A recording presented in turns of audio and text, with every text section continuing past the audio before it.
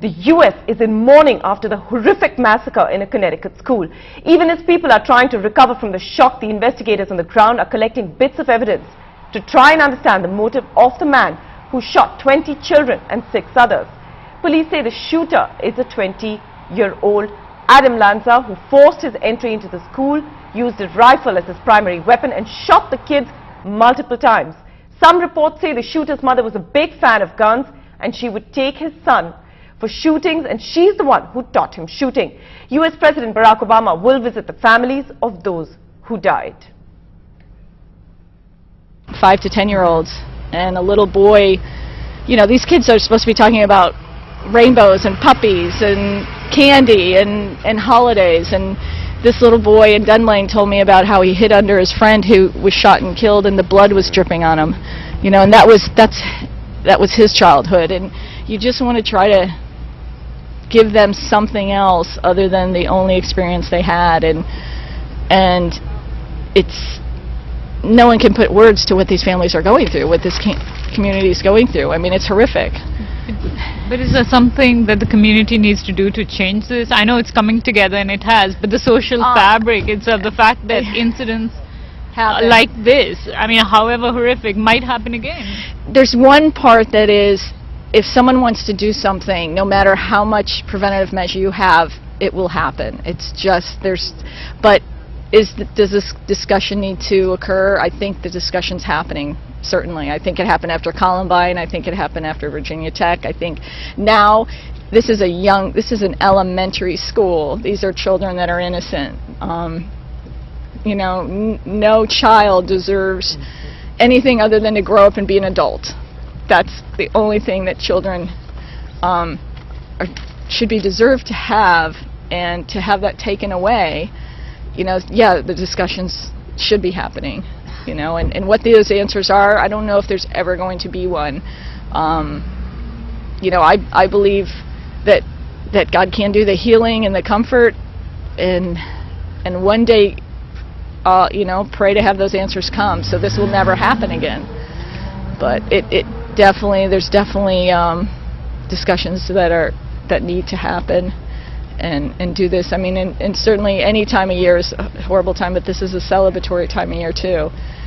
And a community that's a residential. There were kids there talking about Christmas, saying, "I only want to see Christmas." Yeah, so they only want to, yeah. I don't want to die, and that's the last words and stories come in, and it makes it even worse. Yeah. I mean, it's just, and you know, the story of the boy who grabbed, you know, 2 other kids and, you know, rushed him out. And if there's only one thing that can happen from this, is maybe finding a way that it doesn't happen again. This is the biggest school massacre that the world has ever seen, and in its target, the most cruel one. Investigations continue, and behind me you can see a team of firemen, first responders, state police, the feds, special investigation units, all coming together to try and understand and put those pieces together. Why did Adam Lanza come in and so ruthlessly and mercilessly shoot 20 children and 6 adults, including teachers, in this elementary school in the town of Sandy Hook in Newtown, Connecticut? Questions, questions and questions, and not many real answers coming in. But the tales of heroism and courage on the day after this tragic shootout come out with new valor.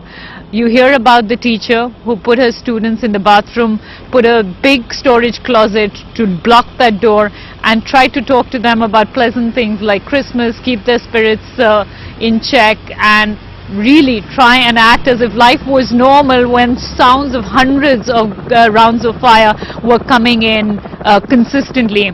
You hear also of the children who refused to open the door even to the feds. And she had the presence of mind to say, "Listen, I need to see your IDs. I need to know for sure you are real and not the killers who are perpetrating this crime." You also hear about the school principal who was actually meeting a parent in her office along with the school psychologist, and who rushed out the moment they heard the first sound of the bullets. They never came back. Those children will never come back. Those teachers who gave their lives for the students will never come back.